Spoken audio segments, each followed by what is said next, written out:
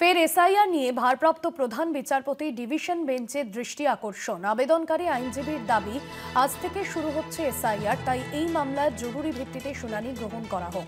সোমবার মামলার শুনানির সম্ভাবনা রয়েছে। ডিভিশন বেঞ্চে ইতিমধ্যেই আবেদন জানানো হয়েছে এবং আইনজীবীর দাবি, আজ থেকে এসআইআর শুরু হচ্ছে, সেক্ষেত্রে এই মামলায় জরুরি ভিত্তিতে শুনানি গ্রহণ করা হোক।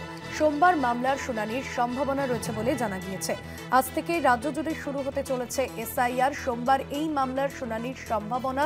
এসআইআর নিয়ে ভারপ্রাপ্ত প্রধান বিচারপতি ডিভিশন বেঞ্চের দৃষ্টি আকর্ষণ। আবেদনকারী আইনজীবীর দাবি, আজ থেকে এসআইআর শুরু হয়েছে এবং তাই এই মামলার জরুরি ভিত্তিতে শুনানি গ্রহণ করা হোক, এমনটাই আবেদনকারীর আইনজীবী জানিয়েছেন। এই মামলার জরুরি ভিত্তিতে শুনানি গ্রহণ করা হোক, এমনটাই আবেদন জানানো হয়েছে আবেদনকারীর আইনজীবীর তরফে। পীযূষ কান্তি নাগ রয়েছেন ফোন লাইনে। পীযূষ কান্তি, এই বিষয়ে কলকাতা হাইকোর্টের ঠিক কি পর্যবেক্ষণ? দেখো, আজকে ফের এসআইআর নিয়ে জনস্বার্থ মামলাটি দ্রুত শুনানির আবেদন জানিয়ে ভারপ্রাপ্ত প্রধান বিচারপতি সুজয় পালের ডিভিশন বেঞ্চের দৃষ্টি আকর্ষণ করেন আইনজীবী সব্যসাচী চ্যাটার্জি।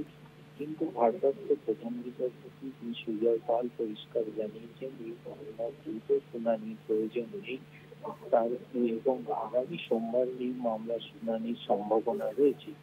মূলত আইনজীবী মহল যেটা মনে করছে, যেহেতু এসআইআর নিয়ে সুপ্রিম কোর্টে বিচারপতি সূর্যকান্ত এবং বিচারপতি জয়নুল বাগচির বেঞ্চে মামলা বিচারাধীন রয়েছে, তাই কলকাতা হাইকোর্ট এই মামলা দ্রুত শুনানির কোনো প্রয়োজন আছে বলে মনে করছে না।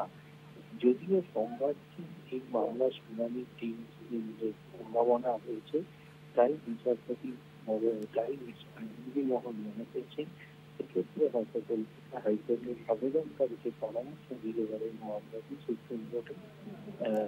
পীযূষ কান্তি, তোমার কথা স্পষ্ট নয়, যদি স্থান পরিবর্তন করে কথা বলা সম্ভব হয়। সোমবার থেকে এই মামলা শুনানির সম্ভাবনা রয়েছে। ধন্যবাদ জানাবো তোমায়।